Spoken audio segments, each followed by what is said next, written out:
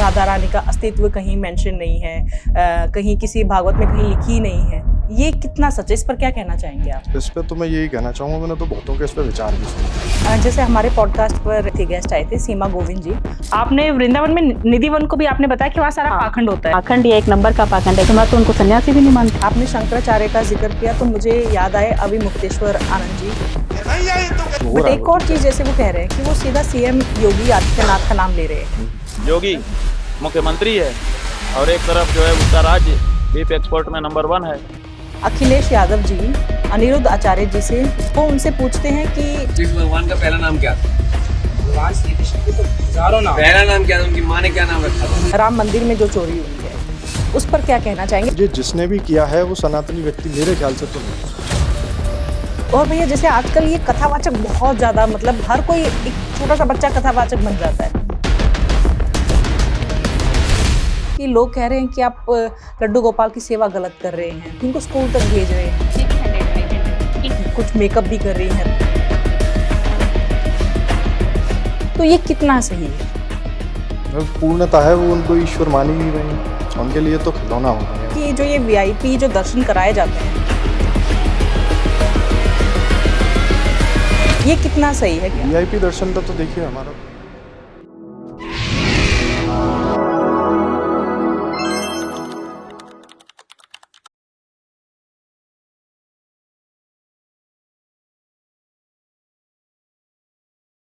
जय माता दी। जय जय माता दी। श्री कुंज बिहारी श्री हरदास। राधे राधे। राधे श्याम। जी महाराज जी, जैसे आप वहां से आए हैं, ये तो मेरे लिए बहुत, मतलब मैं कहूँगी सौभाग्य की बात है कि आप वृंदावन से आए और प्रसाद मेरे लिए वहां से आया है। आपकी आध्यात्मिक यात्रा जो है वो कब से शुरू हुई? ये स्वामी हरदास जी महाराज से हमारी चलती चली आ रही है सेवा की जो पद्धति है ठाकुर जी। श्री बांके बिहारी जी महाराज की। तो स्वामी हरदास जी का जो ठाकुर जी को सेवा करने का या जो उनकी भक्ति थी वो औरों से भिन्न थी, निराली जिसको कहते हैं। तो उन्होंने ही संगीत से ठाकुर जी को सर्वप्रथम प्रकट किया तानपुरे की धुन पर। तो ठाकुर जी मंत्र मुग्ध होकर बाल रूप में और स्वामी श्री हरदास जी के पास में अपनी लीलाएं करा करते थे। तो स्वामी श्री हरदास जी महाराज स्वयं में दिव्य थे, जिन्हें ललिता सखी का अवतार कहा जाता है। आपने सुना होगा, लोग हरिदासी परंपरा से जुड़े हुए हैं तो उनके ज्ञान में है ये। तो स्वामी हरदास जी का जन्म अलीगढ़ के पास एक हरदासपुर गांव करके पड़ता है, वहाँ पे उनका जन्म हुआ था राधाष्टमी वाले दिन ठाकुर जी के।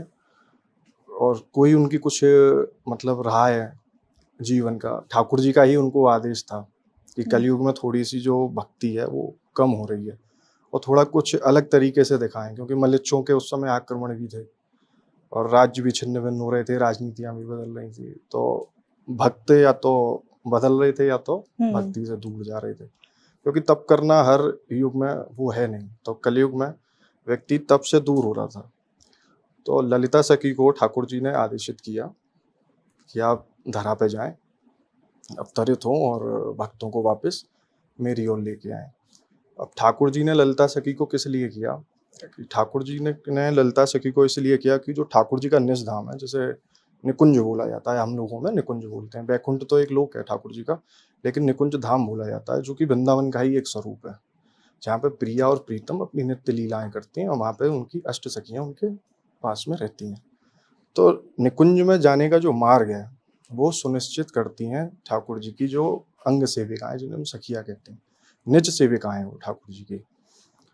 ठाकुर जी राधा रानी का वो है उसमें लीलाएं निकुंज में, कि कैसे उनका श्रृंगार है, कैसे उनकी सेवा है, कैसे क्या है। तो इस तरीके से ये जो पूरा स्वरूप है ये बिल्कुल भिन्न है। ना तो इसमें तप है, ना इसमें मंत्र है, ना ही कोई ऐसी उपासना है, कोई विधि नहीं है उपासना की, सिर्फ प्रेम है। प्रेम, आपके मन में बस प्रेम होना चाहिए कि हाँ बस प्रभु आप जो हैं सो आप ही हैं, बाकी कुछ आप नहीं। ही सब कुछ है। तो इसी चीज को ललिता सखी अवतरित होके आई हैं और आगे आने वाली जो पीढ़ियां हैं तो उन्होंने जो भक्ति की जो प्रवाह कराया है, उन्होंने भक्ति का स्वामी हरदास जी के स्वरूप में वो ललिता सखी है, उन्होंने कराया। तो उनका जन्म ललिता सखी का स्वामी श्री हरदास जी के रूप में जो जन्म हुआ था वो अलीगढ़ के पास में हरदासपुर का एक गांव है वहाँ पर हुआ था। और जो तिथि थी उस समय वो राधा अष्टमी ही थी, जो स्वयं त्रिभुवन सुंदरी का जो स्वयं का प्राकट्य जो दिवस है, जन्म तो नहीं कहेंगे, प्रकट ही हुई है, तो प्राकट्य दिवस है, तो उसी रात्रि में हुआ। तो जब उनका जन्म हुआ तो उस समय आकाश का कलर भी बदल चुका था और उनका रुदन भी ऐसा नहीं था जैसे और बालकों का होता है, मतलब एक मधुर सा वो था। तो उनके पिताजी थे आशुधीर जी, तो उन्होंने जब उनका रुदन सुना तो वो बड़े अचंभित हुए कि एक शिशु और इस तरीके का रुदन कि जिसमें मधुरता है, मतलब ऐसा कुछ नहीं है कि दुख रहा है या बहुत वैसे रो रहे हैं, बहुत मधुरता है उनके उसमें। तो उन्हें बड़ा वैसा लगा कि ये तो कुछ दिव्य हैं जो बालक हैं। तो ऐसे कि स्वामी जी का चला, उन्हें जब उनकी धीरे धीरे बड़े हुए वो, तो और बालकों की तरह नहीं थे, औरों से भिन्न थे वो। ना खेल कूद में उनका मन लगता था, ना वो कहीं जाते थे, ना किसी चीज से उनका वो लगाव था। एक अपना किनारे बैठे रहते थे और एक तान में गाते रहना, सोचते रहना, गुनगुनाते रहना, इसमें वो लगे रहते थे और बालकों से बिल्कुल भिन्न थे ठाकुर जी। ठाकुर जी ही बोलते हैं हम तो स्वामी हरदास जी को, क्योंकि ललिता सखी के डायरेक्ट हैं वो, जी जी सीधे उन्हीं से ही हैं, उन्हीं जी। का स्वरूप है। जी और ललिता सखी श्री राधा रानी ही है, जो उनकी सखी है वो राधा रानी का ही प्रतिबिंब है, तो ठाकुर जी का अंश है वो, और उनका साक्षात स्वरूप है स्वामी हरदास जी, तो हम उनको प्रभु ही बोलते हैं स्वामी हरदास जी को। उन्होंने उनकी 25 वर्ष की आयु में उन्होंने अपना निवास स्थान त्याग दिया था, वहां से वो वृंदावन की ओर आई। तो वृंदावन में जब वो आए तो उन्होंने अपना स्थान बनाया निधिवन को। निधिवन में वो बैठे, वहीं पर ठाकुर जी की एक अपने साथ में तानपुरा था, उनके साथ में एक वस्त्र था जो वो लपेट के रखते थे, उसी से तन को पहुँचते थे, स्नान करने के बाद तन को पहुँचते थे, उसी को लपेटते थे, धारण करते थे। उसके अलावा उनके पास में और कुछ नहीं था। और ब्रज रस से वो तिलक करते थे और सिर्फ पूरे ठाकुर जी की भक्ति में तानपुरे से सिर्फ उन्होंने मधुर गीत जो उन्होंने स्वर गाए हैं, उसी से ठाकुर जी को उन्होंने प्रसन्न किया है।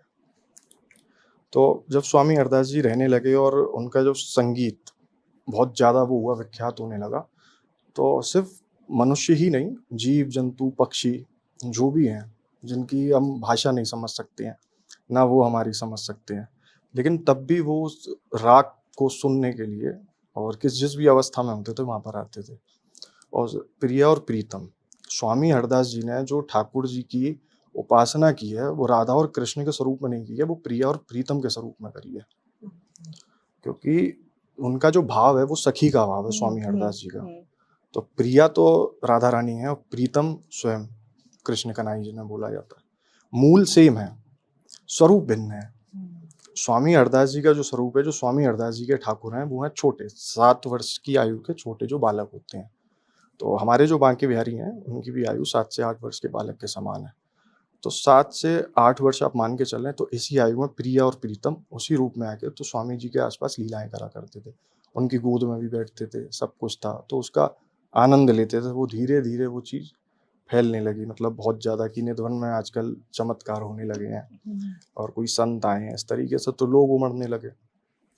पर औरों के लिए देखना बड़ा वो था कि वो नेत्रों से देख ही नहीं सकते हैं, और उस समय वो नहीं होते। तो स्वामी जी ने ठाकुर जी से प्रार्थना करी कि प्रभु इस तरीके से तो मतलब लोगों को प्राप्त नहीं हो पाएगा, तो आप एक मुझे सेवा के लिए कुछ अपना स्वरूप प्रदान करिए।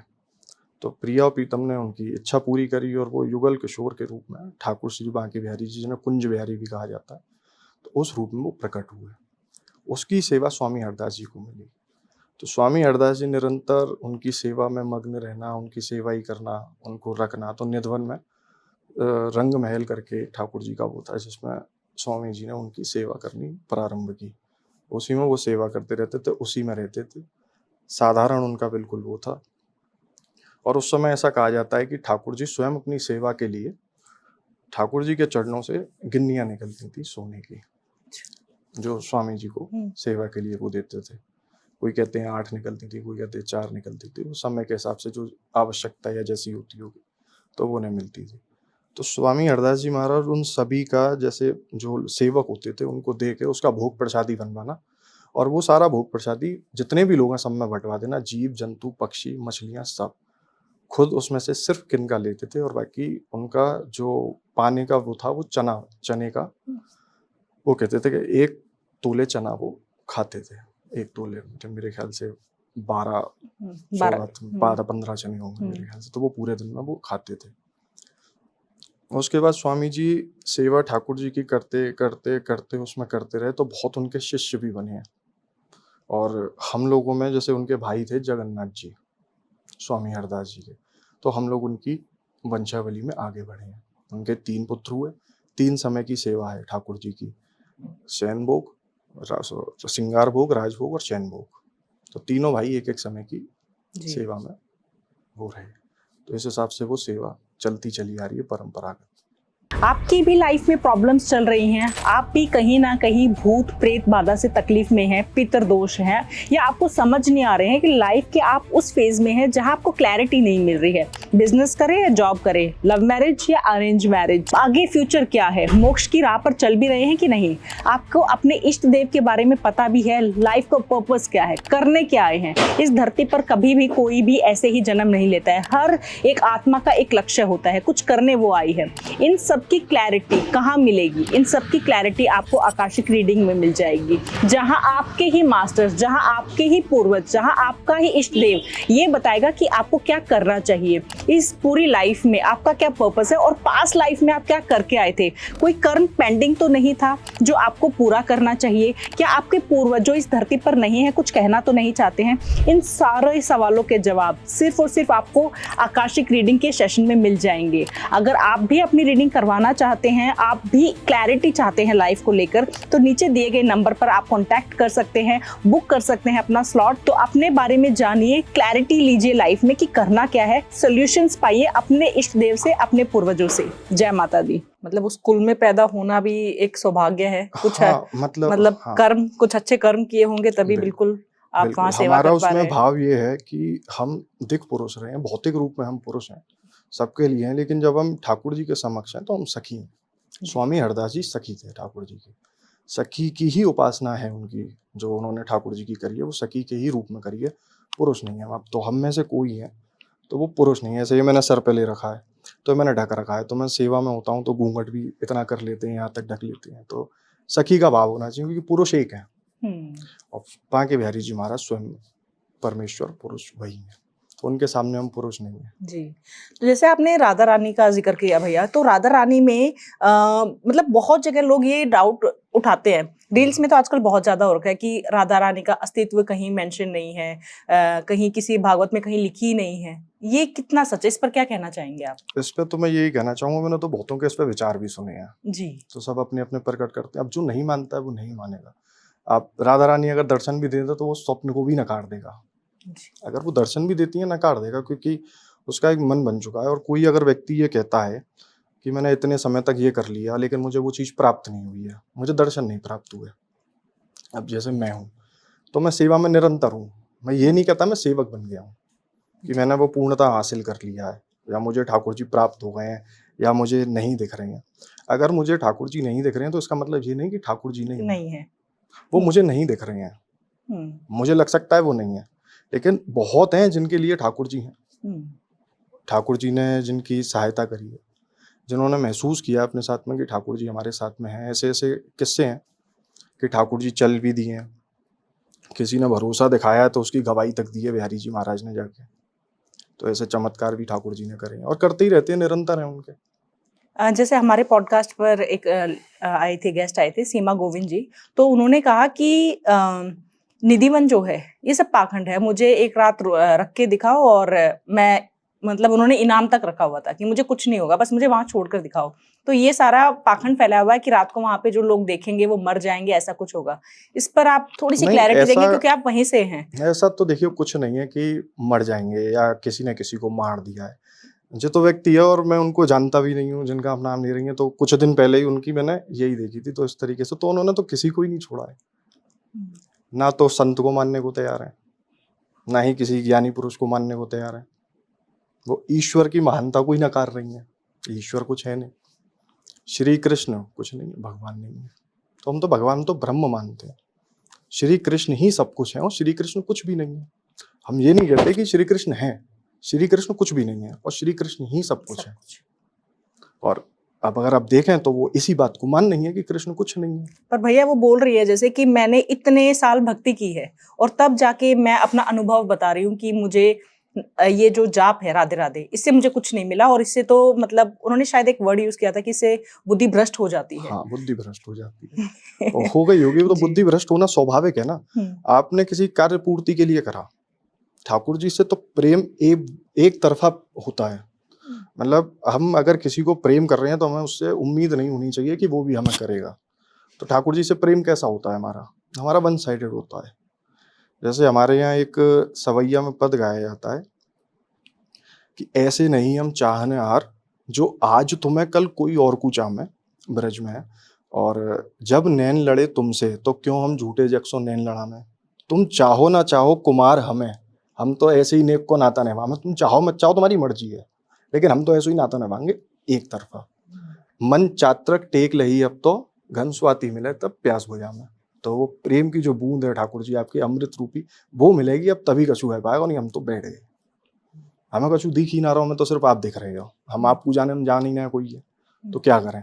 तो वही वाली बात है। तो अगर वो ये कह रही है कि नहीं है, तो वो भी तो ठाकुर जी ब्रह्म का ही तो स्वरूप है। हम तो कहते ही नहीं है कि भगवान है। भगवान क्या है? भगवान की तो व्याख्या सभी ने कर रखी है।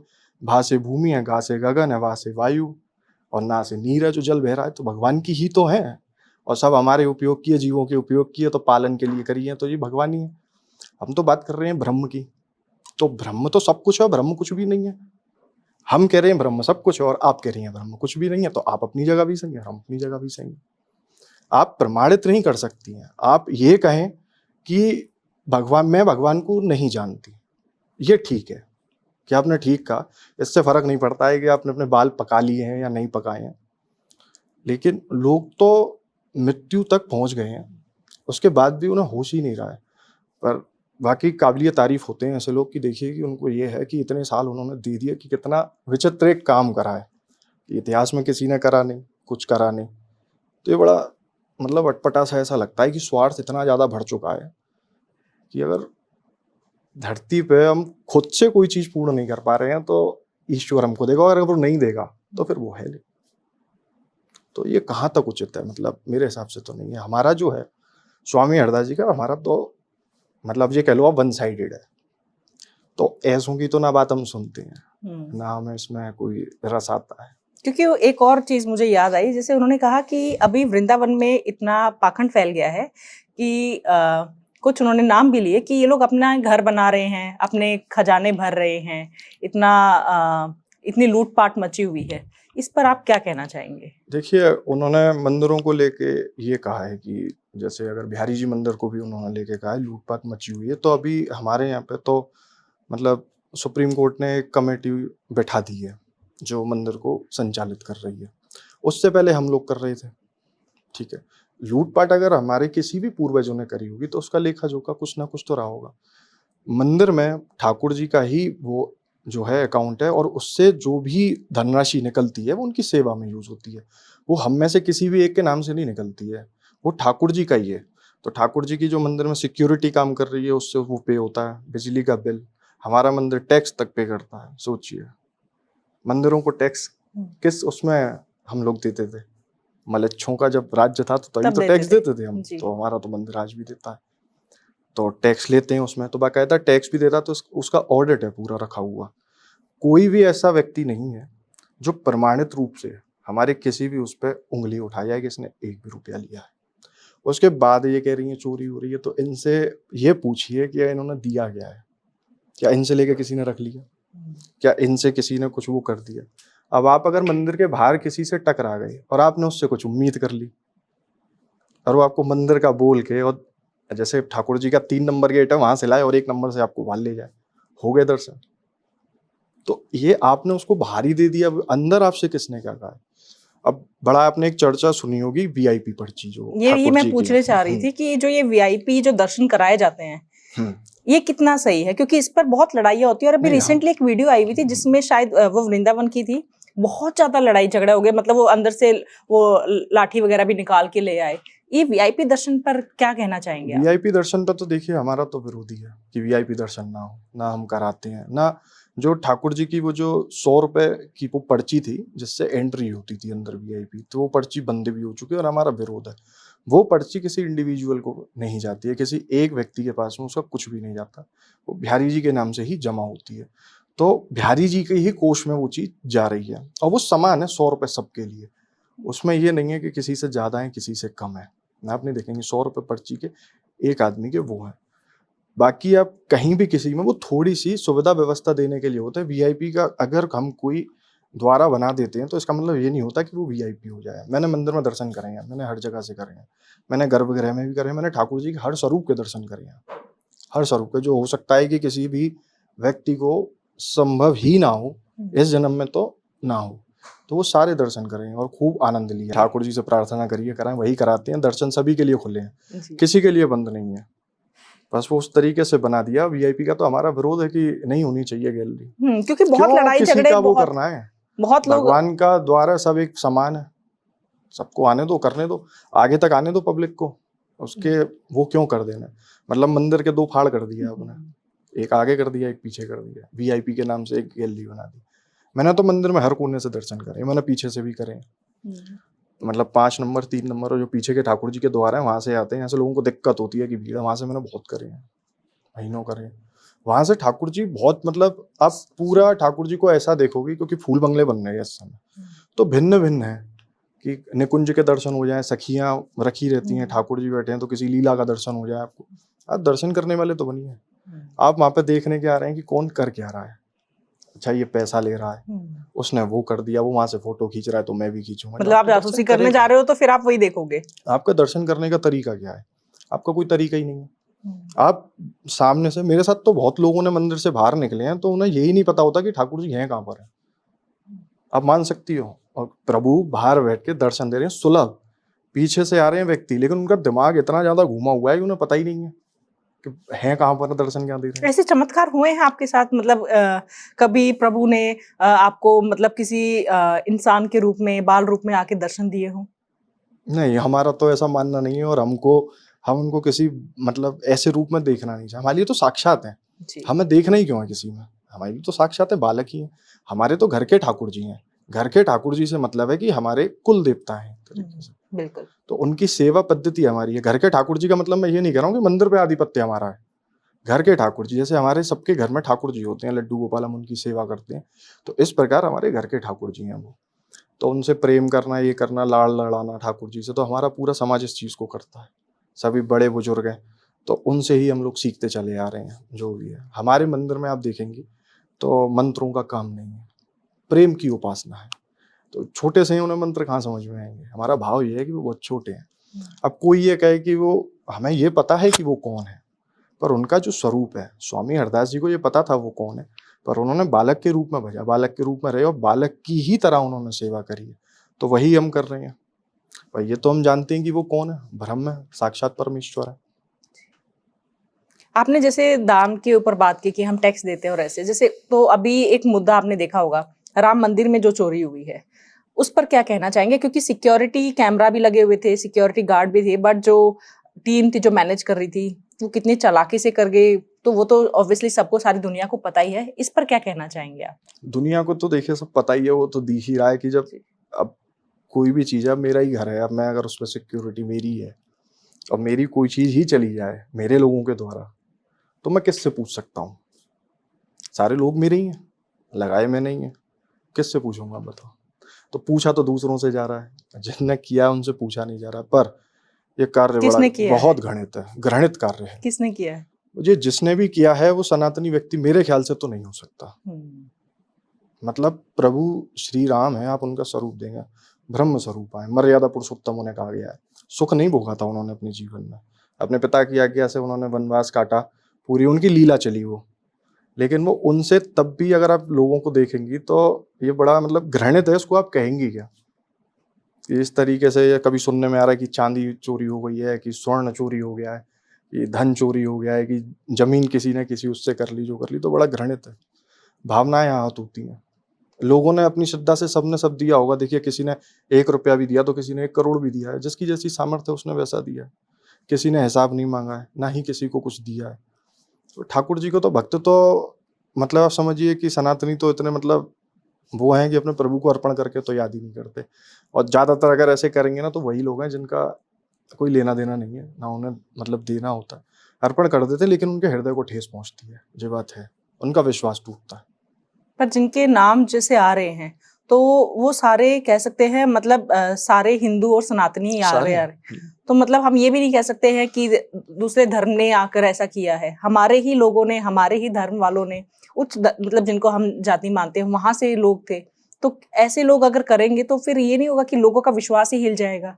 हाँ नहीं, बिल्कुल हो जाएगा। और ऐसा कहीं भी नहीं है कि उच्च जाति में कोई नीच कार्य करने वाला व्यक्ति जन्म नहीं ले सकता है, बिल्कुल ले सकता है।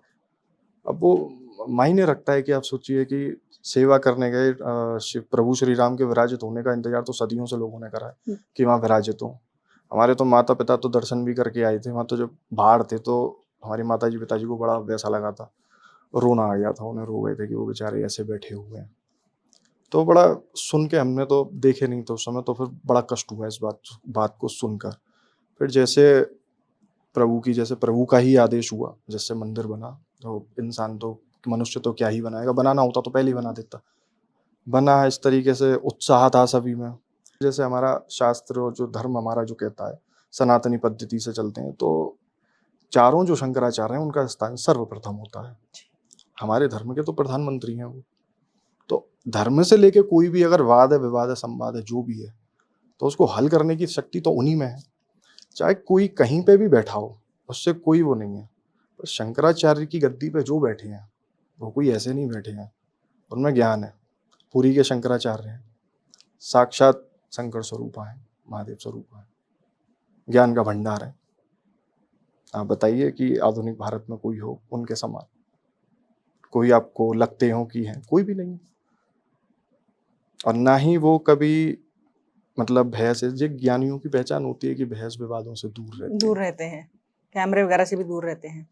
आपने शंकराचार्य का जिक्र किया तो मुझे याद आए अविमुक्तेश्वर आनंद जी, जो कि बहुत ज्यादा कहीं ना कहीं रहते हैं, वायरल रहते हैं उनके बयान की वजह से, या जो भी उनके साथ अभी जो हुआ था मेले, जैसे महाकुंभ मेले में जो हुआ था, इस पर क्या कहना चाहेंगे? ये क्या है, सनातन धर्म की विजय है या पराजय है? ये सनातन धर्म का ध्वजारोहण करना तो उन्हीं का ही है। उन्हीं ने ही सनातन को, अगर देखा जाए तो, बचाया था पौराणिक समय में। जो भगवान शंकराचार्य हुए थे, वही दूसरे उसमें जाके, बौद्ध उसमें जाके उन्होंने अनुसरण किया, फिर उसी से सनातन को विजय कराया उन्होंने परास्त करके। तो वही परंपरा चलती चली आ रही है। तो इन्होंने ही ग्रंथ वगैरह सब, शंकराचार्य मतलब अपार, आप समझिए कि ज्ञान का भंडार है। उन पे उंगली उठाने या उनके बारे में कोई टिप्पणी करने का हमें कोई वो है ही नहीं, ना हम इतने ज्ञानी हैं कि हम कर सकते हैं। पर हाँ ये है कि वो आहत हैं, वो आहत इस चीज से हैं कि उनकी मांग क्या है। अगर लोगों को ये भी लगता है कि वो विरोध कर रहे हैं, किसी व्यक्ति विशेष का विरोध कर रहे हैं, तो उनकी मांग क्या है? वो ये तो नहीं कह रहे कि ये मुझे पसंद नहीं है, इसको हटा दो, ऐसा तो नहीं कहा उन्होंने। उनकी एक मांग है, गाय हमारी माता है, सारे सनातनियों की माता है, मैं हूँ, आप हूँ, कोई भी हो, ये है, वो काटी जा रही है। प्रतिष्ठित व्यक्ति बैठ के कटवा रहा है, ये उनका कहना है। बोले आप बंद करा दीजिए, हमारा आपसे कोई विरोध नहीं है। अब यही तो, आप भी हट पे अड़े हुए हैं और वो भी उस पे हैं। पहले भी था, महाराज जी ने तो पहले भी वो करा है, वैसा नहीं है कि इसी सरकार में किया, समाजवादी पार्टी में भी बहुत किया था, विरोध किया था। लोग, जब मैं उनके कमेंट्स पढ़ रही थी, उनकी वो रील्स वगैरह आती हैं, तो कमेंट्स में लोगों का जो कहना है कि हम एक शंकराचार्य है या जो इस पद्धति पर बैठे हुए हैं, हम उनसे कैसे उम्मीद करें कि मतलब से जिस तरह से वो बात करते हैं, जैसे उनको गुस्सा आता है और वो भगा देते हैं डांट के, तो वो लोगों को वो नहीं हो रहा है कि अगर आप संत बन गए हैं तो आपके अंदर जो भी ये जिसे कहेंगे आपकी इंद्रियां जो है आपकी कंट्रोल में होनी चाहिए, आपको गुस्सा नहीं आना चाहिए, लालच और माया ये सब नहीं होना चाहिए। लालच और माया उनमें है, लेकिन जैसे क्रोध बहुत हमने देखा है, तो इसके बारे में क्या कहना चाहेंगे आप? देखिए, ज्ञानियों का एक स्वरूप होता है क्रोध होता है। क्रोध उन्हें इसलिए आता है कि गलत बात जो होती है उनके सामने, तो वो उसको सहन नहीं कर पाते हैं। क्रोध है उनका। क्रोध में वो कुछ गलत कार्य नहीं कर रहे हैं, उन्होंने किसी को हाथ भी नहीं लगाया हुआ क्रोध में। क्रोध भी अलग अलग प्रकार के होते हैं।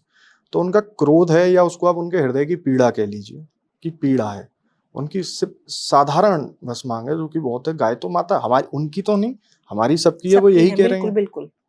अगर कोई किसी का पक्ष ले रहा है तो वो इस पक्ष को त्याग दे, या तो वो कह दे गाय माता नहीं है भैया, जो हो रहा है। एक और चीज, जैसे वो कह रहे हैं कि वो सीधा सीएम योगी आदित्यनाथ का नाम ले रहे हैं, तो वो भी तो संत ही हैं, योगी हैं।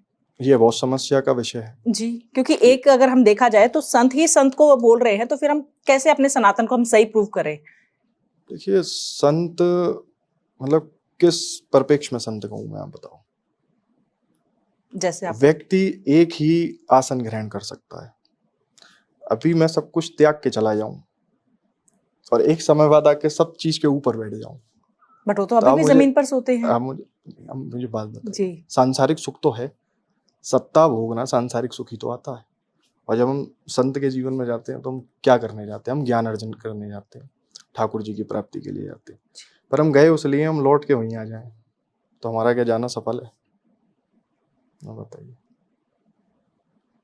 वो उनका व्यक्तिगत है जो भी है, लेकिन जो महाराज जी का कहना है वो सिर्फ जो मतलब कि उनके मतलब ये है, मतलब मैं टिप्पणी नहीं कर सकता हूँ। आप देखें तो दोनों ही तो बहुत ही बड़े हैं, मतलब ज्ञान में और आयु में तो मुझसे बहुत ज्यादा है, तो उनके तो विचार क्या है क्या नहीं मैं तो व्यक्त भी नहीं कर सकता हूँ। और योगी आदित्यनाथ जी हैं, वो भी हैं, वो भी सनातनियों की हिंदुओं के तो ही हैं, ऐसा तो है नहीं। महाराज जी तो वो भी हैं, योगी हैं। उन्होंने भी खूब मतलब गाय के लिए उन्होंने भी बहुत वो किया है, झेला है उन्होंने, बहुत परेशान हुए। और ये बड़ी विचित्र बात है कि उनको विस्मरण कैसे हो गया, ये बड़ा वो है, तो ये समझ में नहीं आता है थोड़ा। प्रेमानंद जी महाराज के लिए जैसे बहुत, मैं तो मानती हूँ कि उन्होंने जो इतनी भी युवा है उनकी मानसिक स्थिति जो है ना, मतलब कुछ गलत कार्य कर रहे थे तो बहुत बदलाव लेके आए हैं। लोगों में राधे राधे का जाप सिखाया है उन्होंने, बहुत दुनिया को बदला है। बहुत मैंने ऐसे लोग देखे हैं जो कि नशे वगैरह करते थे, लेकिन जब से जाप शुरू किया है तो एक चेंज आ गया है उनमें। लेकिन जैसे मैंने आपको मेरे गेस्ट का बताया, उन्होंने कहा कि प्रेमानंद जी महाराज, और ये अभी कुछ सिर्फ वो नहीं, 2-3 जगह और मैंने इसे देख लिया है कि सीधा लोग ये कह रहे हैं कि उनको गलत नाम पीले बाबा और पता नहीं क्या क्या बोलकर उनका से कह सकते हैं उनका मजाक बनाया जा रहा है, जो कि बहुत गलत है। तो इस पर क्या कहना चाहेंगे आप? प्रेमानंद जी महाराज के लिए क्या कहेंगे सबसे पहले बात? देखिए पहले के समय में भी जो हरि के उपासक होते थे, जो साधु संत होते थे, तो राक्षस प्रवृत्ति के लोग तो तब भी थे। तो वो उन्हें ना तप करने देते थे, ना साधना करने देते थे, कुछ नहीं, उन पे आक्षेप ही लगाते थे, शुरू से लगते चले आ रहे हैं। पर अब वह लोग बता रहे हैं, प्रेमानंद जी को मैं बचपन से देख रहा हूँ, प्रेमानंद महाराज जी को मैं बचपन से देख रहा हूँ, बहुत कम आयु होगी मेरी, तो जब शायद गृहस्थ उन्होंने मतलब घर से अपने त्यागा था गृहस्थ, तो महाराज जी ठाकुर श्री बिहारी जी महाराज की रोज शयन आरती करते थे। तो हमारे यहाँ पे शयन का प्रसाद आता था ठाकुर जी का, जो शयन भोग भगवान पाते हैं, तो वो आती थी। तो हमारे पिताजी वो मधुकरी के रूप में महाराज जी को दिया करते। तो हमारे घर में तो सालों पाई है उन्हें बैठ के, जब उन्हें कोई नहीं जानता था, तो हम भी बहुत छोटे छोटे से थे। तो महाराज जी काफी लंबे और वैसे थे, तो उन्हें देख के लगता था कि यहाँ जटाएं थी उनकी छोटी, लेकिन लंबे चौड़े थे, तेज था उनके चेहरे पे। तो स्नेह बिहारी जी का मंदिर है, उनके ठीक सामने महादेव का एक मंदिर है, आप आएंगी तो आपको देखेंगे। तो वो बिहारी जी मंदिर में ही प्रकट हुए हैं, तो वो मंदिर है, तो वहीं पे वो महादेव की आराधना सेवा पूजा वगैरह करते थे और वहीं पर सोते थे। सालों उन्होंने ऐसे ही किया है, तो हमने उन्हें वैसे ही देखा है। तो उनमें ऐसा कुछ नहीं है। अब एक तरफ वो हैं जो कह रही इतने साल मैंने कर लिया, मुझे नहीं मिला, मैं नहीं मानूंगी। महाराज जी को क्या मिला? महाराज जी ने भी तो गृहस्थ त्यागा। उन्हें किस चीज की कमी थी? कोई कमी, क्या कमी होगी आप कैसे बता सकती हैं? और उनका ये कहना है उसमें कि जब व्यक्ति पर कमी होती है तो वो संत बनता है, खाने को ना हो तो संत बनता है। ये कहाँ तक उचित है? इतिहास में तो ऐसे ऐसे प्रमाण है कि राजा महाराजा संत बने हैं, तो उन पर खाने को नहीं था। संत व्यक्ति जब बनता है, जब उसका जी ऊब जाता है, उसे लगता है कि संसार में कुछ है नहीं, मैं जिस भी चीज के पीछे भाग रहा हूँ वो मिथ्या है, वो गलत है, इसलिए वो संत की प्रवृत्ति उसके अंदर धीरे धीरे जागृत होती है। फिर वो उस पथ पे चलता है, संत बनता नहीं है, वो उस पथ पे चलता है और ब्रह्म को जानने की उसकी वो होती है। महाराज जी का क्या, महाराज जी क्या कहते हैं? ये तो नहीं कहते तुम मुझे कुछ दो तो मैं तुम्हें बताऊं कि मूल मंत्र क्या है। साधारण कहते हैं कि श्री राधा का नाम लो। बिल्कुल। अब उसी में किसी को इतनी ईर्ष्या हो जाए, ऐसे बहुत है, एक कोई एक व्यक्ति की बात नहीं, बहुत है। अभी तो बहुत हो गया है। तो उनको कोई फर्क भी नहीं पड़ता है, उन्हें कोई रोक भी नहीं सकता है। स्वयं ठाकुर जी की कृपा जिन पर हो, क्या करेंगे? तो ये तो शुरू से ही रहा है, धर्म तो लोग करते ही चले आए हैं, पर महाराज जी कृपा है उन पर, ठाकुर जी की, राधा रानी की, श्री जी की उन पर कृपा है।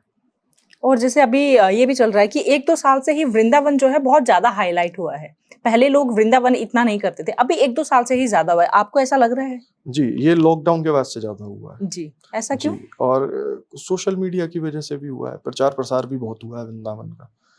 लॉकडाउन में सब घर बैठ गए थे जब लॉकडाउन लगा था, तो कुछ जैसे आप देखें कथावाचक हैं वृंदावन के, तो उन्होंने अपना ऑनलाइन चला के ऐसे इस प्रकार करके, तो धीरे धीरे धीरे धीरे भीड़ बढ़ी है। तो 2020 के बाद से बिहारी जी में भीड़ बढ़ने लगी है, जिसे हम मतलब आपस में जब बात करते हैं तो कहते हैं जनसंख्या विस्फोट हो गया है। जनसंख्या इतनी ज्यादा है कि पता लग रही है कितनी है।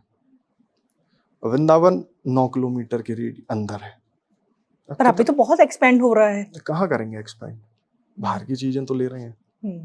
वृंदावन तो परिक्रमा के अंदर है। बिल्कुल। अब आप 7 किलोमीटर दूर कोई शहर बसा दो और कह दो वृंदावन, तो कहाँ से है? तो वृंदावन नहीं। जैसे बिल्डर्स बहुत इन्वेस्ट कर रहे हैं अभी, यही मान के कि उसको भी वृंदावन ही कंसीडर कर देते हैं। कंसीडर कर देते हैं बनाने के उसमें, पर वृंदावन जो है वो परिक्रमा के अंदर है। जो ठाकुर जी की वृंदावन की जो परिक्रमा लगती है उसके अंदर, जिसमें क्रीड़ा करते थे ठाकुर जी, वही है। और भैया जैसे आजकल ये कथावाचक बहुत ज्यादा, मतलब हर कोई एक छोटा सा बच्चा कथावाचक बन जाता है। जैसे मेरे तो पॉडकास्ट में, मैंने जब ये पॉडकास्ट स्टार्ट की थी मेरी जर्नी 2 साल पहले, तो स्टार्टिंग में गेस्ट आए थे अभिनव अरोड़ा, और मेरी वो रील ही बहुत वायरल हो गई थी, हर चैनल पे दिखाई गई थी, क्योंकि मैंने उनको वैसे बोल दिया था कि आप हंस रहे हैं, आप पर एक दिन दुनिया हंसेगी। और वो मैंने वैसे ही कहा था, वो कह देते हैं माता रानी की थी जो उन्होंने निकलवाया। और जो मेरा अनुभव था, मुझे ये था कि ठीक है, कुछ बच्चे ऐसे होते हैं जो कि अलग ही कह सकते हैं, भगवान का सीधा उन पर आशीर्वाद होता है, पिछले जन्मों के कर्म होते हैं जिसकी वजह से बहुत ज्ञान लेकर वो आए होते हैं। ठीक है, होते हैं कुछ ऐसे बच्चे। बट आजकल क्या हो गया कि पेरेंट्स उसको बिजनेस बना के, मतलब माँ यहाँ बैठी है और बच्चे को बोल रही है अब ये जवाब दे दो, अब ये कर दो। क्योंकि मैं इस फील्ड में हूँ तो मैंने ही देखी है ये चीज। तो ये कितना सही है? नहीं तो गलत है, बच्चे का भविष्य स्वयं ही नष्ट कर रहे हैं। पर उनको ये लग रहा है कि एक बिजनेस भी है कथावाचक आजकल। मतलब मॉडल्स हैं, जैसे हर्षा रिचारिया जी हैं, वो मेरे पॉडकास्ट पर आई थी। वो पहले एंकर थी, अब वो फिर उन्होंने बीच में वो अपना ये सारा क्रियाक्रम करवा दिया कि मैं तो अपना पिंडदान और सब अपना करवा के, और अब वो कह रही है मैं साध्वी हूँ। तो ये मतलब जो लोगों में एक चेंज आता है, या कहे कि बिजनेस का एक जरिया है। हाँ, जो व्यापार का भी एक जरिया और एक ट्रेंड हो गया है, ट्रेंड हो गया कि है। अपने आप को जगत से निराला दिखाओ और प्रसिद्धि हासिल कर लो, इससे ज्यादा कुछ नहीं है। मतलब अभिनव जो है, इससे ज्यादा कुछ नहीं। हमने तो मंदिर में देखा है बहुत पहले से, तो ऐसा कुछ नहीं है उसमें कि कुछ ज्ञान का वो हो। ज्ञान का उसमें अभाव ही है, प्रभाव तो है नहीं। तो उसे वैसे उसके घर वालों को ध्यान देना चाहिए, उसे पढ़ाना चाहिए, उसके भविष्य के बारे में सोचना चाहिए। ये मतलब जो छोटे जितने भी बच्चे हैं, कि अभिनव को ही लेके नहीं, जितने भी हैं उस उम्र के, तो उनके घर वालों को उनके अच्छे भविष्य के लिए उनसे कराएं। एक उम्र आने के बाद कराएं, बुराई नहीं है। वो भागवत जी अपने आप में सागर हैं ज्ञान का, आप कैसे उसको इतनी कम आयु में ग्रहण कर सकते हो? फिर आप देखो कि कथा होगी तो उसमें कथा नहीं है, आप कथा नहीं सुन सकती। आप उसमें नाच देखोगी, आप उसमें अलग अलग तरीके के मतलब भजन का रूप देके आप गाने देखेंगे, नृत्य देखेंगे। ईश्वर का नाम कहाँ है? भागवत जो हो रही हैं श्री कृष्ण ही तो हैं, कहाँ है? श्री राधा कहाँ है ही नहीं, क्योंकि पता ही नहीं है। अब उन्हें वो दिन निकालने, तो दिन निकालने के लिए, क्योंकि ज्ञान नहीं है। ज्ञान होगा तो ज्ञान ही देगा व्यक्ति, ज्ञान नहीं है तो नहीं देगा। और ये वाली बात है, तो कितना ही मतलब कर ले, तो मेरे हिसाब से ये है कि उनको उनके पहले जो भौतिक ज्ञान है वो दिलाएं, और थोड़ा सा अपने जीवन में स्टेबल हो, थोड़े से धैर्य आए उनके अंदर, फिर जाके वो अध्यात्म की ओर बढ़े। लोगों का ये भी रहता है कि जैसे कथावाचक शायद इसलिए भी बन रहे हैं क्योंकि जैसे हम देखते हैं कुछ कथावाचकों के साथ देखते हैं फरारी उन्होंने खरीद ली है, और कुछ इतने फेमस हो गए हैं कि प्राइवेट जेट तक अपने लेकर जा रहे हैं, एक बिजनेस क्लास में घूम रहे हैं। तो लोगों को ये लगता है कि मैं इतनी पढ़ाई की, मैंने ग्रेजुएशन, पोस्ट ग्रेजुएशन, पीएचडी तक मैं करके बैठा हूँ या बैठी हूँ, और ये देखो मतलब कुछ नहीं, बचपन से इसमें आए और फरारी, और आज प्राइवेट जेट है, दुनिया इनके आगे सिर झुका रही है। तो एक वो भी माइंडसेट बन गया है लोगों का। ये तो बहुत बड़ा कारण है जो इस तरीके से लोग ठाकुर जी को नकार रहे हैं, तो ये चीज उसका बहुत बड़ा कारण है। लोग देते हैं, लोग देख के देते हैं। आप देखिएगा कई संत ऐसे हैं, आप ब्रज में जाएं तो गोवर्धन जी हैं, तो गिरिराज जी की परिक्रमा दिन में 2 देते हैं, तो उनसे मिलने वाला कोई नहीं है। वो स्वयं किसी से नहीं मिलते हैं, ज्ञान का भंडार है उन पर, लेकिन उन्हें बेवजह किसी को नहीं बोलना है, ना देना है। लेकिन आप जिसे भी देखोगे कैमरा उठा के, वो व्यक्ति ज्ञान दे रहा है, चाहे वो सकारात्मक दे रहा है या नकारात्मक दे रहा है, वो ज्ञान ही दे रहा है।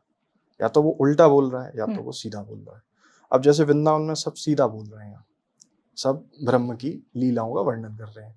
अब कोई एक व्यक्ति उसमें से उठा, तो मुझे इस तरफ नहीं जाना है जहाँ सब जा रहे हैं, तो मैं थोड़ा सा भिन्न चला जाता हूँ, तो वो निंदा करेगा।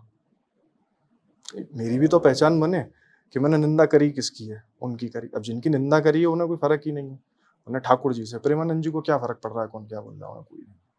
आप बोलेंगे, आपका कर्म है, कर्म खराब होगा तो आप ईश्वर का ना माने तो कर्म तो मानेंगे। अब हम जैसा करते हैं वैसा हमारे आगे आता है, तो ये तो मानेंगे, ये तो है। आपकी भी लाइफ में प्रॉब्लम्स चल रही हैं, आप भी कहीं ना कहीं भूत प्रेत बाधा से तकलीफ में हैं, पितृदोष है, या आपको समझ नहीं आ रहे हैं कि लाइफ के आप उस फेज में हैं जहां आपको क्लैरिटी नहीं मिल रही है, बिजनेस करें या जॉब करें, लव मैरिज या अरेंज मैरिज, आगे फ्यूचर क्या है, मोक्ष की राह पर चल भी रहे हैं कि नहीं, आपको अपने इष्ट देव के बारे में पता भी है, लाइफ का पर्पस क्या है, करने क्या आए हैं। इस धरती पर कभी भी कोई भी ऐसे ही जन्म नहीं लेता है, हर एक आत्मा का एक लक्ष्य होता है, कुछ करने वो आई है। इन सब की क्लैरिटी कहाँ मिलेगी? इन सब की क्लैरिटी आपको आकाशिक रीडिंग में मिल जाएगी, जहां आपके ही मास्टर्स, जहां आपके ही पूर्वज, जहां आपका ही इष्ट देव ये बताएगा कि आपको क्या करना चाहिए इस पूरी लाइफ में, आपका क्या पर्पस है और पास्ट लाइफ में आप क्या करके आए थे। कोई कर्म पेंडिंग तो नहीं था जो आपको पूरा करना चाहिए? क्या आपके पूर्वज जो इस धरती पर नहीं है कुछ कहना तो नहीं चाहते हैं? इन सारे सवालों के जवाब सिर्फ और सिर्फ आपको आकाशिक रीडिंग के सेशन में मिल जाएंगे। अगर आप भी अपनी रीडिंग करवाना चाहते हैं, आप भी क्लैरिटी चाहते हैं लाइफ को लेकर, तो नीचे दिए गए नंबर पर आप कांटेक्ट कर सकते हैं, बुक कर सकते हैं अपना स्लॉट। तो अपने बारे में जानिए, क्लैरिटी लीजिए लाइफ में कि करना क्या है, सॉल्यूशंस पाइए अपने इष्ट देव से, अपने पूर्वजों से। जय माता दी। एक वीडियो कल ही मेरे सामने आई और मैं तो ऐसे ही देख रही थी, अपना वो चैनल देख रही थी। अखिलेश यादव जी अनिरुद्ध आचार्य जी से रोड पे कहीं मतलब उनकी गाड़ी रुकी हुई है और मिले हुए हैं। तो वो उनसे पूछते हैं कि ठीक है मैं आपको मानता हूँ, बस मुझे एक सवाल का जवाब दे दीजिए और मैं आपको मान जाऊंगा। तो वो उनसे पूछते हैं अखिलेश यादव जी की श्री कृष्ण जब वो जन्म उन्होंने लिया तो पहला नाम जो उनको दिया गया था उनकी माँ, क्या था वो?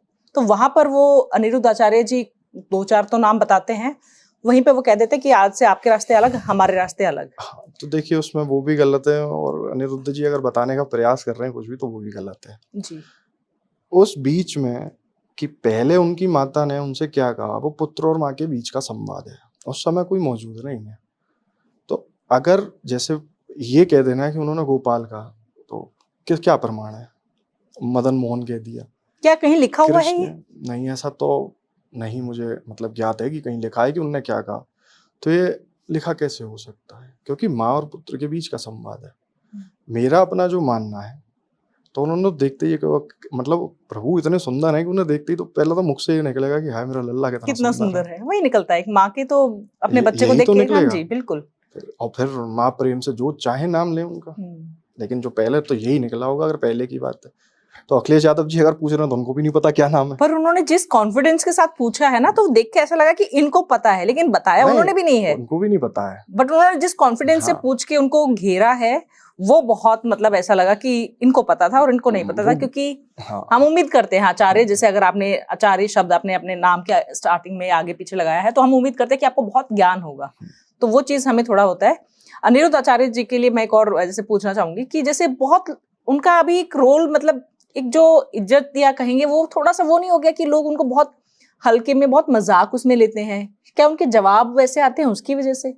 नहीं, अनिरुद्धाचार्य जी बड़े स्पष्टवादी व्यक्तित्व के धनी हैं, स्पष्ट बोलते हैं, उनका कोई ज्यादा वो नहीं है। आपने फिल्टर नहीं लगाएंगे वो? बिल्कुल ना लगा मैं। हाँ, वो जो आया मुंह में बोल दिया। पर क्या ये सही है?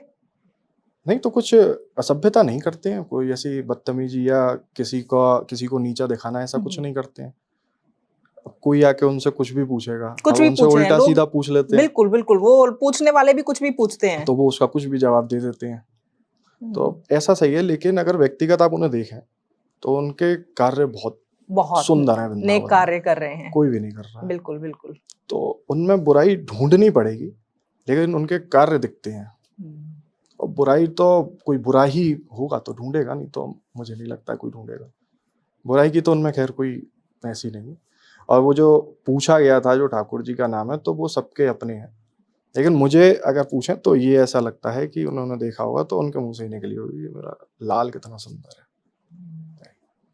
एक और चीज देखिए, जैसे हम मंदिरों में जाते हैं या ऐसी जगहों पे धाम तीर्थ पर जाते हैं, तो आसपास की जो लोकल जो शॉप्स होती हैं वो डबल रेट्स ज्यादा प्रसाद के और वैसे कर रहे होते हैं। ऊपर से जैसे मैनेजमेंट होती है तो वहां पे भी शूज वगैरह के लिए कुछ नहीं होता है, तो वो कहते हैं कि आप हमारे यहाँ पे शूज वगैरह रख दीजिए, और वो डबल पैसे चार्ज कर रहे होते हैं। तो इसमें आपको क्या लग रहा है कि ये क्यों गलत नहीं होना चाहिए? कि गलत नहीं है कि डबल रेट में प्रसाद दे रहे होते हैं, बल्कि अगर एक इंसान घर से, अब मैं यहाँ से लेकर चलूंगी वो सही होगा, बट वहां जाके लेंगे तो वही 50 रुपए का 100 रुपए में दे रहे होंगे। तो इस पर कुछ कार्रवाई नहीं होनी चाहिए? नहीं, बिल्कुल होनी चाहिए इस पे कार्रवाई। ये तो बिल्कुल गलत है। आप मतलब किसी की मतलब उसकी कुछ भावनाएं हैं और आप उसके साथ में खिलवाड़ी तो कर रहे हैं। कोई व्यक्ति इतनी दूर से आया, सबकी संभव ही नहीं है, और ये तो मतलब साक्षात चोरी है, छल है। छल है। आप कर किसके साथ में रहे हैं? छलिया के भक्त के साथ में तो छल कर रहे हैं, तो आप भी छले जाएंगे। छले भी जाते हैं लोग, ऐसा नहीं है। इंक्वायरी भी होती है, बैठती भी है, पकड़े भी जाते हैं, दुकानें भी सील होती हैं, बंद भी होती हैं, ऐसा भी नहीं है। और एक और बहुत चलता है कि जैसे जो नारियल हमने चढ़ा दिया वो घूम फिर के नारियल वो दुकानों पर ही आ जाता है, और फिर उसी नारियल को बेचते हैं। तो कहते हैं ये एक सर्कल चल रहा होता है, क्या ऐसा होता नहीं, है? ऐसा तो नहीं है। हमारे मंदिर में नारियल का उपयोग नहीं है। ठाकुर जी की चौखट पूजा होती है, उसमें नारियल का पूजन होता है। तो वो पूजन फल के स्वरूप में वही नारियल जो कराते हैं, जो जोड़ा बैठ के कराता है, तो उनको दे देते हैं। वो कहीं नहीं जाता, वापस उन्हीं को दे देते हैं और उसका पूजन हो जाता है फल की प्राप्ति के लिए। तो ऐसा तो नहीं है कि कहीं जाता है, ऐसा कुछ भी नहीं। अभी जैसे एक फेज आता है कि जैसे एक फेज आया था कि जब अयोध्या राम मंदिर के लिए लोग बहुत हो रखे थे, वृंदावन का तो अभी आप जैसे हम बात कर ही रहे थे कि लॉकडाउन से के बाद बहुत हो गया है। अभी सावरिया सेठ के लिए भी बहुत ज्यादा ऐसा हो गया कि जितने भी जिनको भी पैसा है, जिनको भी जल्दी तरक्की चाहिए, तो सावरिया सेठ जैसे वहां पर जा रहे हैं। तो ये लोगों के जो भगवान बदलते रहते हैं, या मैं तो ये मानती हूँ कि वो वासुदेव का ही एक रूप है जिनको आप अलग अलग उसमें पूज रहे हो। तो अगर आप वृंदावन पूज रहे हो तो वो भी वहां पे भी वही है, वो वहां पे खुश है तो वहां पे भी वही देंगे जो आपकी किस्मत में, आपके भाग्य में लिखा हुआ है। बट लोगों की जो मेंटालिटी है कि हम यहाँ से, अब ठीक है यहाँ तो इतना हो नहीं रहा है इस भगवान से, तो हम सावरिया सेठ वहां पूज लेते हैं। ये कितना सही है? ये मुझे समझ में नहीं आता है कि मतलब किस प्रकार की मानसिकता है। मतलब अगर आप उन्हें देखें और वो कहीं जा रहे हैं तो वो मांगने जा रहे हैं, दर्शन करने तो मुझे नहीं लगता कि जाते हैं, क्योंकि किसी को नहीं पता होता। अब आप देखें तो खाटू श्याम जी जो हैं, तो स्वयं नारायण का उनको वरदान है कि कलयुग में वो पूजे जाएंगे, तो वो पूज रहे हैं।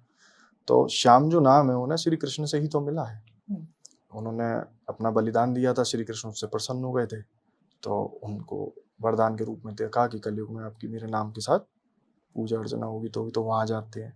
जहां मतलब कि लोगों की चाह है कि जहां कुछ मिले हम वहां जाएं, जहां ना मिले हम वहां ना जाएं। अब जैसी वो कि मैंने सब कुछ करके देख लिया, मुझे कुछ नहीं मिला तो कुछ है नहीं, वो वाली बात। तो स्थान बदल देते हैं। पर हम में ऐसा नहीं, लेकिन बहुत से लोग ऐसे हैं, मैंने देखे हैं, बहुत पुराने हैं, जिन्हें मैं बहुत बचपन से देख रहा हूँ, जो अलग अलग शहरों से भी आते हैं, बड़े बड़ों से भी आते हैं, जो बहुत ज़्यादा धनी हैं, बहुत ज़्यादा हर तरीके के, लेकिन वो ऐसे रहते हैं कि आप उन्हें देख के बता नहीं सकती हो कि ये कौन है। और नामी मतलब व्यापारी हैं वो, देश के और अपने शहर के और बाहर के नामी। और आप उन्हें देख के नहीं बता सकते हो, आपके पास से निकल जाएंगे, ना तो कोई वीआईपी उनका ट्रीटमेंट है, उन्हें कुछ चाहिए ही नहीं। भीड़ में धक्के खा रहे हैं, दर्शन करेंगे, आराम से निकलेंगे, उन्हें आनंद आता है उसमें। उन्हें नहीं जाना कि 4 आदमी उन्हें घेर के करना, ले जाओ मुझे यहीं छोड़ दो, आराम से मुझे भीड़ भाड़ ले जाएगी, ये उनका भाव है। आधे लोग कहते हैं कि लड्डू गोपाल के जैसे, एक तो रील्स ने और इतना वो कर दिया ना, जैसे अभिनव अरोड़ा वो रो रहे थे लड्डू गोपाल के लिए, और जैसे आजकल चल रहा है, तो ये बहुत ज्यादा ऐसे हो गया कि लोग कह रहे हैं कि आप लड्डू गोपाल की सेवा गलत कर रहे हैं, और कुछ लोग उनको मतलब बिल्कुल ही वैसे रखते हैं कि उनको स्कूल तक भेज रहे हैं, मतलब जो जिन्होंने गीता का उपदेश दिया उनको स्कूल तक भेज रहे हैं, और कुछ मेकअप भी कर रही हैं राधा रानी का, और मतलब बहुत अलग ही चल रहा है। अगर आप मतलब मैं डालूंगी ना लड्डू गोपाल मेकअप, पता नहीं क्या क्या आ जाएगा। तो ये कितना सही है? पूर्णता है, वो उनको ईश्वर मान ही नहीं रहे हैं, उनके लिए तो खिलौना हो गए हैं वो। बिल्कुल, वो खेलते हैं, उनके बच्चे खेलते हैं, घर में जो भी हैं सब मन बहला लेते हैं उनसे। तो ब्रह्मत्व तो क्या ही उनमें होगा, नहीं होगा। जैसे मंदिर में भी देखते हैं लोग लड्डू गोपाल जी लाते हैं, तो उनका ये कहना है कि इन्हें ठाकुर जी के चरणों से टच करवा दो, मतलब छुबा दो।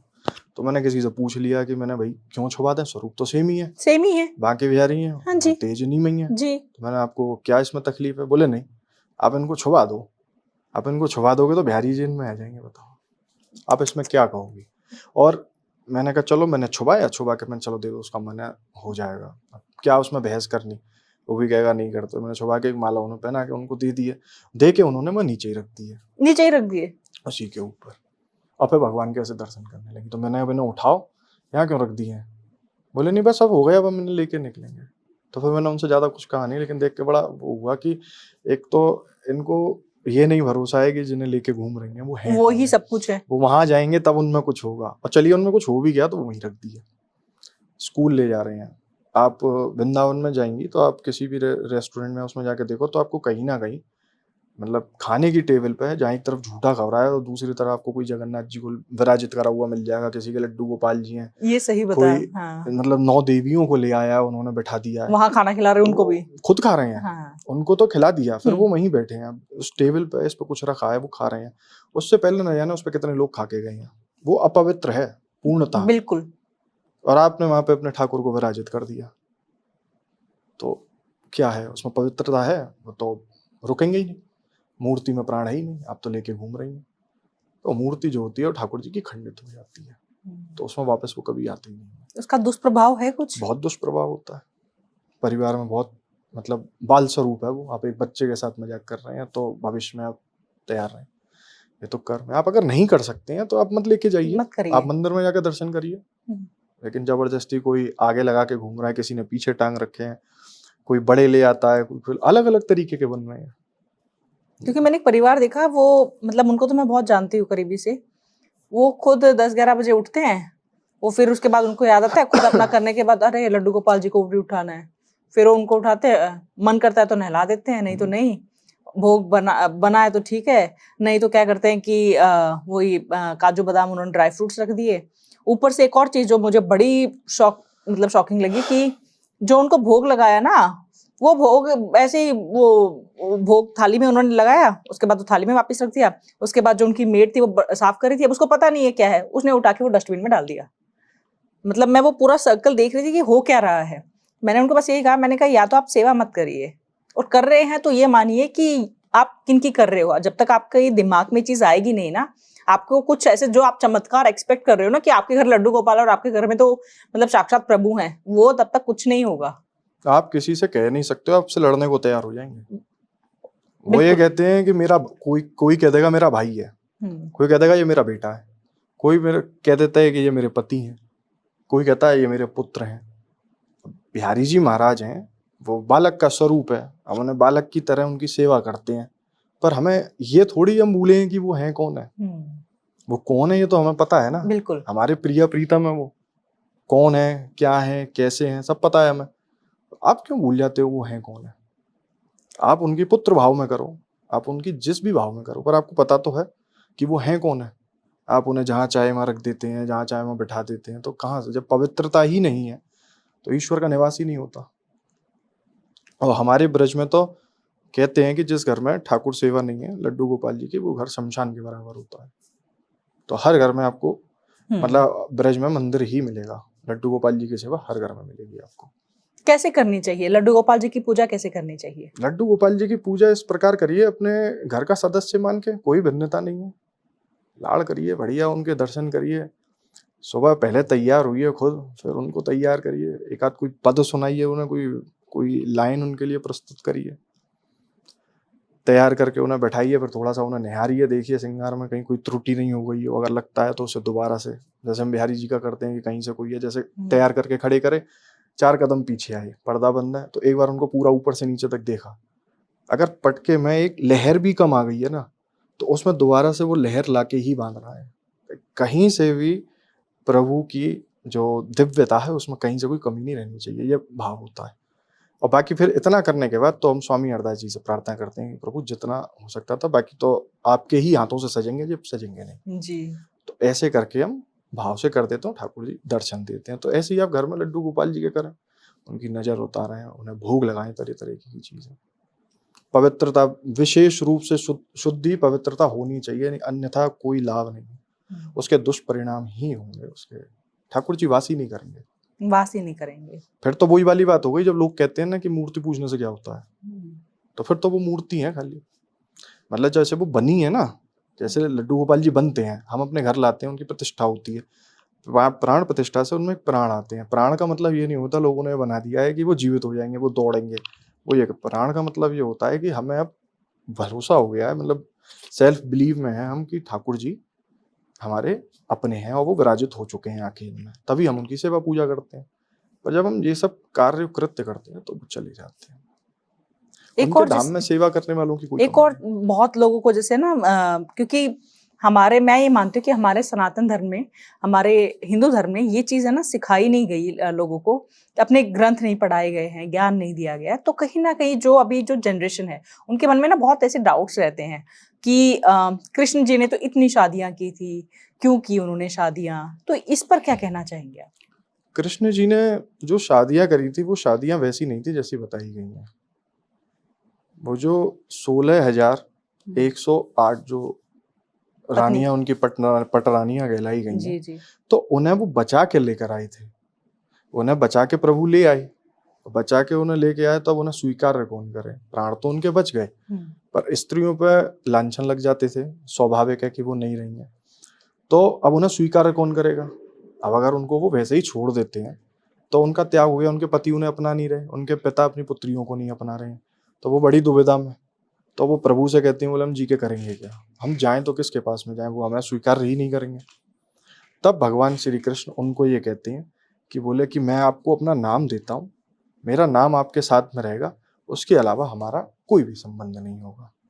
बस आप अपना जीवन आराम से जिए, आप मतलब मेरी रानी है, पटरानी है, आपको पूर्णतः सम्मान मिलेगा, संसार में आप कहीं भी जा सकती हैं। और अगर नहीं होता है ऐसा तो आप मुझे ध्यान करिए, मैं वहाँ मौजूद होऊंगा सभी के लिए। तो ये भाव है उसका। और लोगों ने कह दिया कि नहीं वो ऐसे थे, ये थे, उनसे बड़ा तो योगी राज कोई नहीं हुआ है। श्री एक कृष्ण और से। जो आता है मन में, मेरे मन में भी आता है कि राधा रानी से उन्होंने विवाह क्यों नहीं किया? नहीं, विवाह हुआ है, भांडरवन तो प्रमाण है इस चीज का, स्वयं ब्रह्मा ने कराया, वहां जाके देखिए। हाँ, स्वयं ब्रह्मा जी मौजूद हुए हैं उसमें। पर कभी जैसे लोगों के दिमाग में सिर्फ जैसे रुक्मणी देवी जी और सत्यभामा, जामवंती, ये सब यही नाम हमने सुने हैं, कभी नहीं सुना है सिर्फ राधा रानी को हमने प्रेमिका के रूप में ही देखा है। तो राधा रानी तो प्रेम है उनका। तो आपने सही देखा, इसमें गलत कुछ है ही नहीं है। और ब्रज में तो जो उपासना ही प्रिया प्रीतम की है, राधा कृष्ण की है, कृष्ण रुक्मणी जी की है ही नहीं, ना सत्यभामा की किसी की भी नहीं है। ब्रज से 11 वर्ष से ऊपर का जो स्वरूप निकला, जो राजा बने हैं, जिन्होंने महाभारत कराई है, युद्ध लड़े हैं, द्वारिका बसाई है, वो स्वरूप एक अलग है। 11 साल का जो स्वरूप था वो कभी गया ही नहीं, वो तो ब्रज में ही रहा है, आज भी ब्रज में ही है। ब्रजवासियों का और सभी संतों का मानना है कि ठाकुर जी आज भी वास करते हैं। तो ना श्री राधा कहीं गई है, ना वो कहीं गई है। और ज्ञानियों के लिए वृंदावन नहीं है। जिस प्रकार से लोग नकार देते हैं चीजें, नकारना तब चाहिए जब आपने बिल्कुल देख लिया हो। अब मैं हूं, मैं पूरा जीवन सीखता रहूंगा, मैं कभी ये नहीं कहूंगा कि मैं प्रभु को जान गया हूं। बिल्कुल। मैं ये नहीं कहूंगा कि मैं जान गया हूं, मैं ये नहीं कहूंगा कि है, मुझे पता है वो है कि नहीं है। मुझे किसी को बताना नहीं है, कोई माने नहीं, उसके अपने विचार हैं। पर अब कोई ये कहे कि मैंने इतनी कम आयु में मुझे ये पता लग गई कि वो नहीं है, तो आश्चर्य होता है कि ऐसे कैसे। एक और है ना, जैसे हम देखते हैं तो कृष्ण जी के साथ हमेशा राधे कृष्ण और यही नाम लिया जाता है, कभी रुक्मणी के साथ उनका नाम नहीं जोड़ा जाता है। तो क्या पत्नी से ऊपर रहती है प्रेमिका हमेशा? नहीं, ऐसा देखिए, पत्नी का दर्जा दिया है प्रभु ने उन्हें। लेकिन जब आप द्वारकाधीश को पूजेंगे तो आप उनके साथ में रुक्मणी जी को पूजेंगे। जब आप द्वारकाधीश को पूजेंगे तो अगर आप गोपाल को पूजेंगे, ठीक है, मदन मोहन को पूजेंगे, कुंज बिहारी को पूजेंगे, ठीक है, राधा रमन जी हैं, राधा वल्लभ है, उनके नाम में ही राधा है। बिल्कुल। तो इनमें नहीं है। मैंने आपको बताया ना कि जो ब्रज से जो ठाकुर जी निकले हैं, जो सबने देखा है, कंस का वध करते हुए जो राजा तक बने हैं, फिर उसके बाद में उन्होंने अपना वो छोड़ा है, वो एक स्वरूप उनका अलग है। वो लीलाधर हैं जो लीला करने के लिए चले गए। ब्रज के कृष्ण बिल्कुल अलग है, वो तो प्रेम का स्वरूप है। और राधा रानी कोई एक अलग से देवी या वो नहीं है, राधा रानी स्वयं प्रभु का हृदय है। जब कोई नहीं था, जब प्रभु श्री कृष्ण, भगवान श्री कृष्ण स्वयं थे, प्रथम पुरुष अवतार उनको कहा जाता है। सबसे पहले पुरुष हैं जो अवतरित हुए हैं। मतलब जो ब्रह्म है, ब्रह्म कभी दिखता नहीं है, ब्रह्म हर जगह है, आप में भी है। जो आप में है वही मुझ में है, और वही जो श्री कृष्ण आए थे ना, वही उनमें है। वही जितने भी लोग बैठे हैं सब में है, जीव में भी वही है। आप कोई देवता देखेंगे तो उसमें भी वही है। ब्रह्म से ही सृष्टि चल रही है, बिना ब्रह्म के तो कुछ है ही नहीं है। वो हमने बांट दिया है कि मैं अलग, हमें अलग, हमारे विचार करते हैं। ठाकुर जी थोड़ी अलग करता है। अब कोई ये कहते कि महादेव है और श्री कृष्ण में श्रेष्ठ कौन है? श्रेष्ठ है ही नहीं कोई। अब हम कौन होते हैं तुलना करने वाले, जब भगवान कृष्ण स्वयं उन्हें अपना इष्ट देव मान के भजते हैं, और वो उनके लीलाओं का मतलब सिर्फ दर्शन करने के लिए उन्होंने कैलाश छोड़ दिया, ब्रज में रहे हैं वो भी। तो हम कौन होते हैं उनमें तुलना करने वाले? जी और बिल्कुल। वो युद्ध क्यों, जब वो शक्ति ही एक है, ब्रह्म की तो शक्ति है। और कृष्ण तो कह ही चुके हैं महाभारत में कि संपूर्ण कला का अवतार मैं ही हूँ, ब्रह्म में ही हूँ। उनके अलावा किसी ने कहा भी नहीं है, तो इसलिए हम उनको ब्रह्म मानते हैं, उपासक जी। हैं उनके। ये हैं तो प्रिया महाराज जी प्रीतम के। ये पॉडकास्ट एंड करते हैं। आप कुछ संदेश देना चाहेंगे मेरी ऑडियंस को, क्योंकि उन्हें मैं जानती हूँ बहुत अच्छा लगा होगा और बहुत सवाल थे, क्योंकि जब हमारा पॉडकास्ट आया था एक सीमा गोविंद जी के साथ, तो बहुत लोगों का था कि मैम आप किसी को तो वहां से बुलाइए जो इन सवालों के जवाब दे सके। तो मेरी तो मैं मानती हूँ कि सुनी है प्रभु ने, और आप आए और हमने इस बारे में बहुत डिटेल में बात की। तो कुछ संदेश देना चाहेंगे मेरी ऑडियंस को आप? देखिए, मैं यही कहना चाहूंगा कि भगवत प्राप्ति का रास्ता इतना आसान है नहीं कि कोई व्यक्ति उसको कुछ सालों में या दिनों में बता दे कि मुझे अब नहीं हुआ तो मैं नहीं करूंगा। तो आप इस पर चलें तो सोच लें कि आपको एक तरफा ही उनसे प्रेम करना है। आपको मिलेगा या नहीं इसकी आप उम्मीद ना करें, और कुछ मांगना तो भूल ही जाए। आप उनकी सेवा करें, आप उनका ध्यान करें, उनकी भक्ति करें, आप जो भी करें, लेकिन उनसे मांगे नहीं कि हम जो कर रहे हैं आप भी करो। वो क्यों करेंगे? उन्हें हमारी कोई आवश्यकता नहीं है। हम उस दिव्य ज्योति में से निकला हुआ एक अंश है मात्र। हम भटक भी गए रास्ता तो उस दिव्य ज्योति को क्या फर्क पड़ रहा है? यही है, जरूरत हमें है उनकी। तो इसलिए ठाकुर जी के पास आएं, उनकी सेवाएं सीखें, अपने मन से करें, अपने हृदय को कोमल करें, और ज्यादा नकारात्मक लोगों को ना सुने।